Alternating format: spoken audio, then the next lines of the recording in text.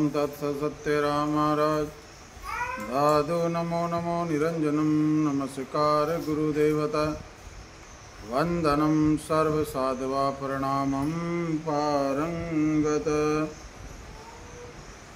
परमपिता परमात्मा देव अनंत ब्रह्मांड नायक श्री हरि के चरणों में प्रणाम करते हुए मोक्षदायिनी माँ शिप्रा बाबा महाकालेश्वर भगवान के श्री चरणों में नमन करते हुए ब्रह्म ऋषि संत परवर श्री दादू दयाल जी महाराज के कोटि कोटि चरणों में प्रणाम करते हैं। उनकी बड़ी कृपा, जिनके आशीर्वाद, जिनके मार्गदर्शन से हमें ये अध्यात्म श्री दादू वाणी गुरुदेव का अंग, गुरुदेव की वाणी जो है श्रवण करने को प्राप्त हो रही है। ऐसे महान संतों के श्री चरणों में प्रणाम करते हैं। भक्त और भगवान के चरणों में जो प्रणाम करता है, कहते हैं कि उसे कई यज्ञों का फल प्राप्त होता है केवल नमस्कार करने से। ऐसी कड़ी में गुरुदेव का अंग दादू दयाल जी महाराज अपनी वाणी में कहते हैं कि सदगुरु शब्द उल्लंघ कर जे कोई शिष्य जाए, दादू पग पग काल है जहाँ जाए तहाँ खाए। दादू जी महाराज कह रहे हैं कि कोई शिष्य अपने गुरु के वचनों का उल्लंघन करके जो है जाता है तो उसको पग पग पर काल का भय रहता है, पल पल पर उसको कष्ट का भय रहता है और पल पल वो दुखी रहता है। इसीलिए गुरु के शब्दों को धारण करके उनके शब्दों में विश्वास करना चाहिए। इसी कड़ी में एक भक्त जो है गुरु जी के पास आया और कहने लगा, मुझे ऐसा कोई उपाय बताइए जिससे शीघ्र भगवान की प्राप्ति मुझे हो जाए। तो गुरु जी ने कहा कि राम राम किया करना, राम राम करना और पीपल के पेड़ के ऊपर चढ़ जाना और नीचे आग लगा देना। आग लगा करके राम राम करते हुए उस अग्नि में कूद जाना। आज दिन तक भगवान ने किसी भक्त को मरने नहीं दिया है, जलने नहीं दिया है, इसलिए तेरे को भी भगवान साक्षात दर्शन देंगे और अग्नि में जलने नहीं देंगे। तो वह जो भक्त, अब शीघ्र ईश्वर की प्राप्ति तो इसी प्रकार होती है। तो वह पीपल के पेड़ के नीचे लकड़ियाँ इकट्ठी करके आग लगा दी और वह स्वयं पेड़ के ऊपर चढ़ गया। पेड़ पे चढ़ के विचार करने लगा, अग्नि की लपटों को देख करके डरने लगा कि अगर मैं कूद गया और जल गया तो मेरा जीवन व्यर्थ हो जाएगा, भगवान नहीं मिले तो मेरा क्या होगा, ऐसा संशय उसको होने लगा। पीपल के पेड़ के नीचे उतर गया, फिर विचार किया कि गुरु के वचन सो सत्य होते हैं या सत्य नहीं होते हैं। फिर पेड़ के ऊपर चढ़ गया। इस क्रम को एक चोर ने देख लिया। जब चोर ने देखा कि ये व्यक्ति जो है कभी पेड़ के ऊपर चढ़ता है, कभी नीचे उतरता है, तो उससे जाकर के पूछा कि भैया तो ये सब ऊपर चढ़ता कभी नीचे उतरता, ये सब क्यों कर रहा है?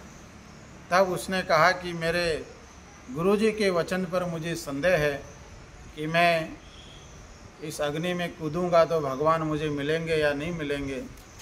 उस चोर ने सुन रखा था कि संतों की वाणी, संतों के वचन सत्य होते हैं, तभी यह सत्य नहीं होते हैं। तो उसने का विचार किया कि क्यों नहीं मैं इसके शब्द ले लूं और मेरे पास जो धन आदि घोड़ा है, घोड़ा भी इसको दे दूँ और धन भी इसको दे दूँ। तो उस चेले से उस चोर ने कहा, भैया अगर तेरे को ये राम नाम मुझे देना है तो इसके बदले मैं तेरे को घोड़ा और धन दे दूंगा।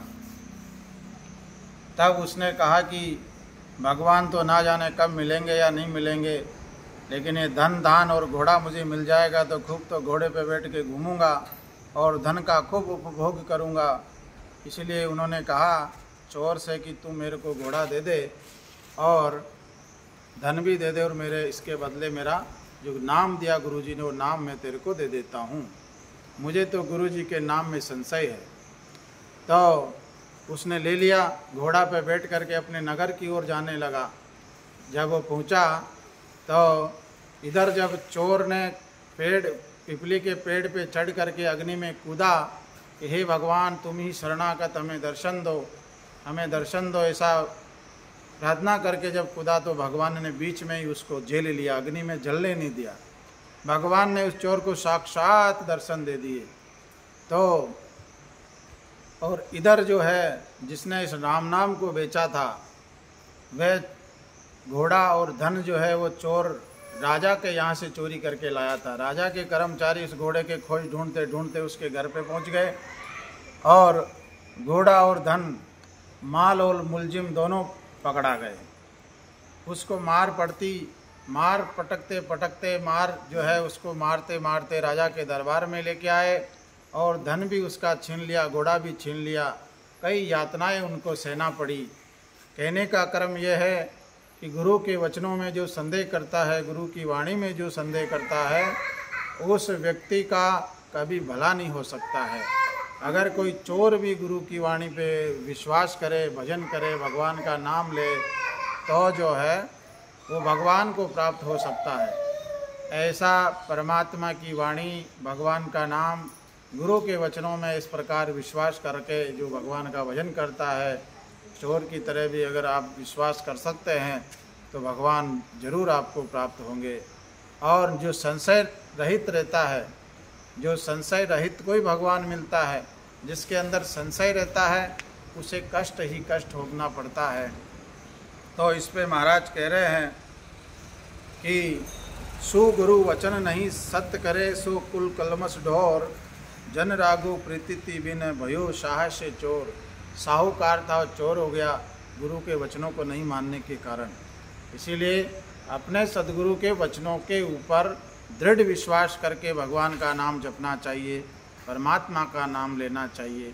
सभी के चरणों में, भगवत चरणों में, भक्तों के चरणों में, संतों के चरणों में नमन करते हुए प्रार्थना करते भगवान से कि आपके चरणों में हमारा मन लगा रहे, जन्मों जन्मों तक, जन्म भी हो अगला तो आपके चरणों की भक्ति मिले, आपकी चरणों की सेवा मिले, यही आशा अभिलाषा, यही कामना करते हैं। भगवान के चरणों में प्रणाम करते हुए अपनी वाणी को विराम देते हैं। सत्य राम।